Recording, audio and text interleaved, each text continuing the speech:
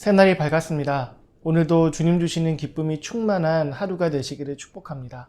그 기쁨이 나를 살리고 우리를 살리고 세상을 살리는 힘이 되기를 소망합니다. 오늘도 말씀을 통해 하늘의 지혜와 능력을 채워가시길 기대하며 2월 11일 수요일 함께 나눌 말씀 보도록 하겠습니다. 요한복음 4장 27절에서 42절까지의 말씀입니다. 각자의 자리에서 함께 읽도록 하겠습니다. 이때 제자들이 돌아와서 예수께서 여자와 말씀하시는 것을 이상히 여겼으나 무엇을 구하시나이까 어찌하여 그와 말씀하시나이까 묻는 자가 없더라. 여자가 물동이를 버려두고 동네로 들어가서 사람들에게 이르되 내가 행한 모든 일을 내게 말한 사람을 와서 보라. 이는 그리스도가 아니냐 하니 그들이 동네에서 나와 예수께로 오더라. 그 사이에 제자들이 청하여 이르되 랍비여 잡수소서. 이르시되 내게는 너희가 알지 못하는 먹을 양식이 있느니라.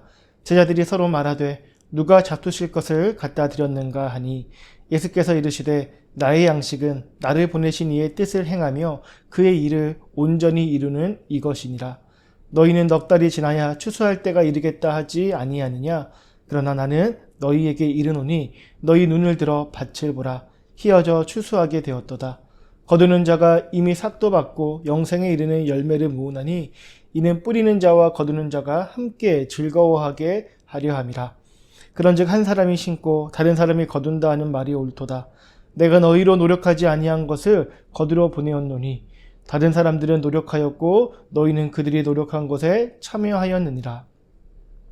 여자의 말이 내가 행한 모든 것을 그가 내게 말하였다 증언하므로 그 동네 중에 많은 사마리아인이 예수를 믿는지라. 사마리아인들이 예수께 와서 자기들과 함께 유하시기를 청하니 거기서 이틀을 유하심에 예수의 말씀으로 말미암아 믿는 자가 더욱 많아 그 여자에게 말하되 이제 우리가 믿는 것은 내 말로 인함이 아니니 이는 우리가 친히 듣고 그가 참으로 세상의 구주신 줄 알미라 하였더라. 아멘. 오늘 우리가 함께 나눌 본문은 예수님께서 사마리아 여인을 만나시는 장면으로 잘 알려져 있습니다. 이 내용은 보통 한 여인의 회심 이야기나 전도의 본보기에 대한 내용으로 이해될 때가 많은데요. 우리가 조금 더 깊이 들여다보면 예수님의 사역이 무엇이며 그 사역이 사역자에게 어떤 힘과 기쁨을 주는지를 매우 선명하게 보여주고 있는 본문입니다. 먼저 요한복음 4장 앞부분을 보면 예수님은 분명히 피곤한 상태셨습니다. 6절 말씀에 보면 예수께서 길 가시다가 피곤하여 우물 곁에 그대로 앉으시니 라고 기록되어 있어요. 예수님은 참 하나님이시지만 동시에 참 사람이셨기 때문에 육체의 피로를 느끼셨고 목이 마르셨고 쉬셔야 할 필요가 있으셨습니다.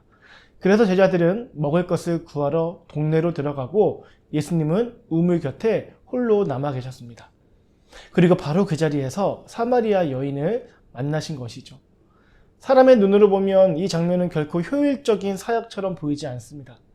유대인과 사마리아인은 서로 상종하지 않았고 남자가 혼자 있는 여인에게 말을 거는 것 자체가 사회적 금기를 깨는 일이었으며 더욱이 예수님은 이미 피곤하신 상태셨습니다. 차라리 제자들과 함께 쉬셨더라면 더 나았을지도 모릅니다. 그러나 예수님은 피곤함 속에서도 그 여인과 대화를 시작하시고 그 여인의 삶 깊은 곳까지 들어가시며 마침내 그녀가 메시아를 알아보게 하십니다. 그리고 오늘 본문 27절에서 제자들이 다시 돌아오는데요. 27절의 말씀을 다시 한번 읽어보도록 하겠습니다. 이때에 제자들이 돌아와서 예수께서 여자와 말씀하시는 것을 이상히 여겼으나 무엇을 구하시나이까 어찌하여 그와 말씀하시나이까 묻는 자가 없더라. 아멘. 제자들은 예수님의 행동이 낯설고 이해되지 않았지만 아무도 묻지 않았습니다. 이 장면은 제자들이 아직 예수님의 사역의 깊이를 온전히 이해하지 못하고 있었음을 보여주는 것 같아요. 그런데 이때 사마리아 여인이 물동이를 버려두고 동네로 들어갑니다. 물을 기르러 왔던 여인이 물을 버려두고 돌아간 거예요. 이것은 그녀의 목적이 바뀌었음을 보여주는 것인데요. 더 이상 육신의 갈증을 해결하는 것이 아니라 자신이 만난 예수님을 증거하는 것이 그녀의 가장 중요한 목적이 된 것입니다. 그리고 그녀는 사람들에게 이렇게 말하는데요. 29절 말씀을 읽도록 하겠습니다. 내가 행한 모든 일을 내게 말한 사람을 와서 보라. 이는 그리스도가 아니냐. 이 여인의 증거는요, 완벽하지 않습니다. 신학적으로 정리된 고백도 아니고 논리적으로 설득력 있는 변증도 아니에요.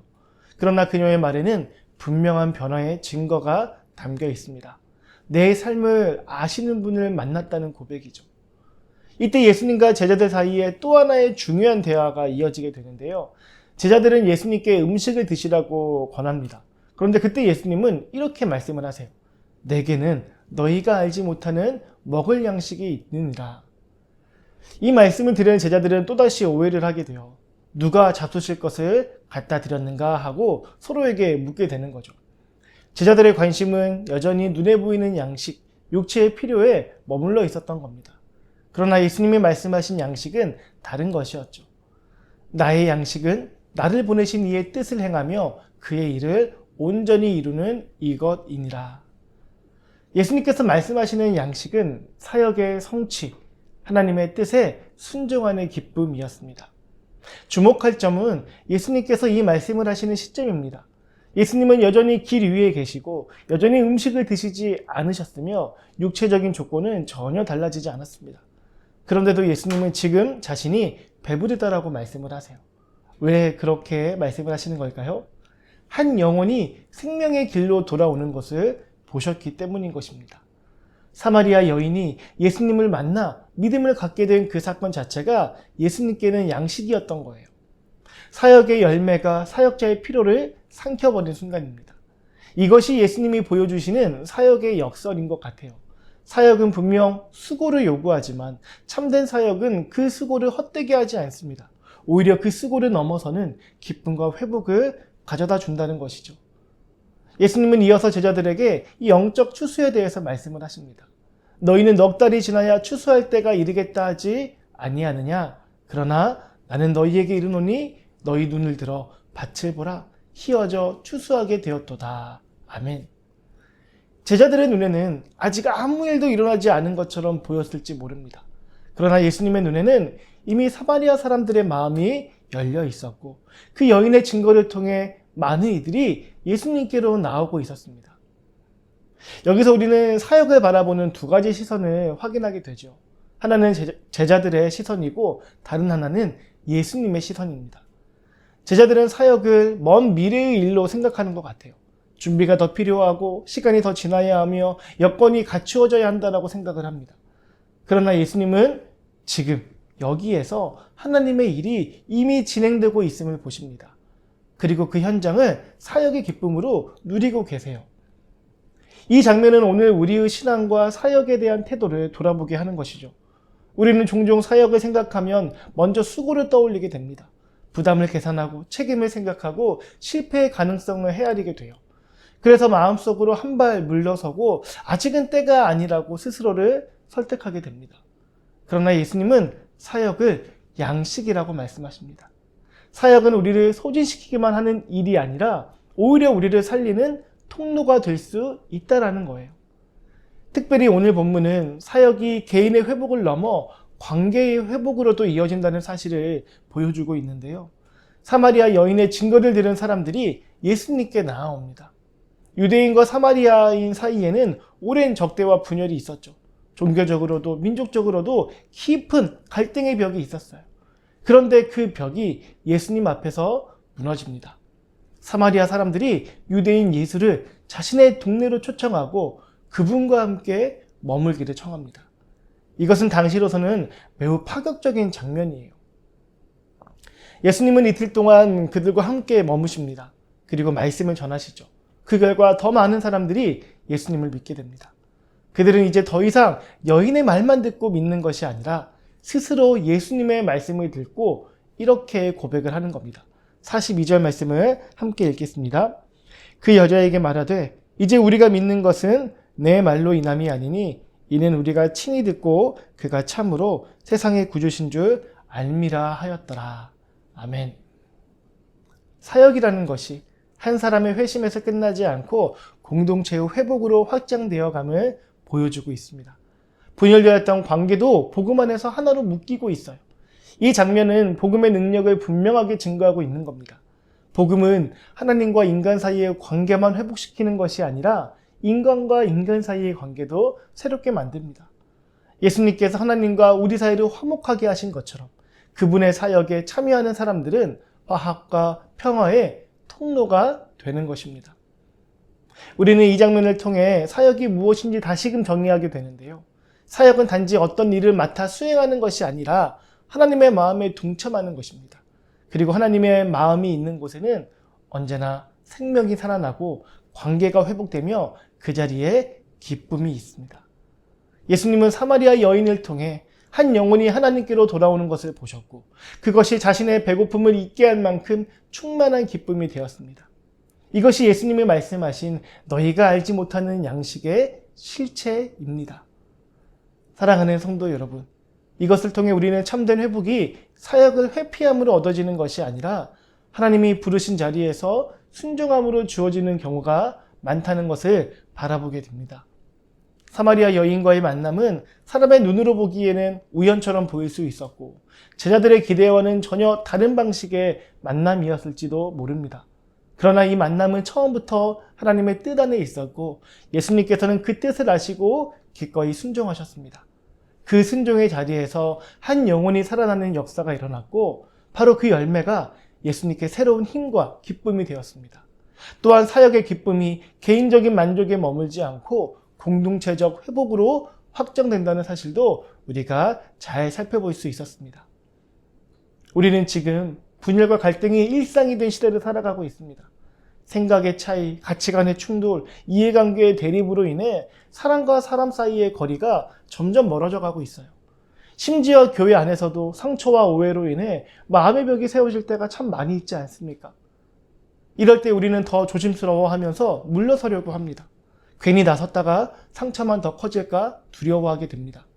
그러나 오늘 본문은 우리에게 분명히 말합니다. 복음을 증거하고 예수님의 마음으로 다가갈 때 하나님은 그 사역을 통하여 관계를 회복시키신다는 것입니다. 예수님은 하나님과 우리 사이를 화해시키신 분이십니다. 십자가를 통해 원수되었던 관계를 끝내시고 우리를 하나님의 자녀로 부르셨습니다. 그렇다면 예수님을 따르는 우리 역시 화합과 평화의 사람으로 살아가도록 부름받은 것이지 않겠습니까? 우리의 말과 행동, 우리의 선택과 태도를 통하여 복음이 전해질 때 깨어진 관계 속에도 회복의 가능성이 열리게 된다는 것을 우리가 함께 기억했으면 합니다. 물론 그 과정이 쉽지는 않을 거예요. 때로는 오해를 감수해야 되고 때로는 손해를 감당해야 되고 때로는 우리의 자존심을 내려놓아야 할 때도 있을 겁니다. 그러나 오늘 본문이 증언하듯 사역의 열매는 그 모든 수고를 헛되게 하지 않습니다. 사역의 기쁨은 사역의 수고를 잊게 하고 도리어 우리에게 새로운 힘을 공급해 줍니다. 하나님은 당신의 일을 감당하는 자들을 결코 빈손으로 돌려보내지 않으시는 분인 줄을 믿습니다. 예수님께서 보여주신 것처럼 사역은 우리를 소진시키는 짐이 아니라 우리를 살리는 양식이 될 수 있습니다. 오늘도 주님은 우리를 부르셔서 그 양식을 함께 누리기를 원하시오니 그 일에 믿음과 기쁨으로써 함께 동참하며 살아가는 우리 모든 지체분들 되시기를 축복합니다. 오늘 말씀을 기억하며 이렇게 기도하는 하루가 되었으면 합니다. 주님, 우리가 사역을 생각할 때 수고와 부담부터 계산하는 이 연약함을 용서하여 주시옵소서. 예수님께서 사마리아 여인을 통해 한 영혼이 살아나는 것을 보시며 참된 양식을 누리셨던 것처럼 우리도 복음을 전하고 증거하며 실천하는 삶 속에서 하나님의 기쁨을 경험하게 하여 주시옵소서. 깨어지고 나뉘어진 관계들 한가운데에서 화합과 평화의 도구로 우리를 사용하여 주시고 우리의 작은 순종을 통해 이 땅이 회복되어 가는 것을 보게 하여 주시옵소서. 오늘도 세상의 구주이신 예수님을 신뢰하며 그분과 동행하는 하루를 살아가게 하여 주시옵소서. 우리의 기도를 기쁘게 받으실 주님을 기대합니다. 우리 내일도 묵상의 자리에서 주님의 영광에 함께 동참하게 되기를 소망합니다. 감사합니다.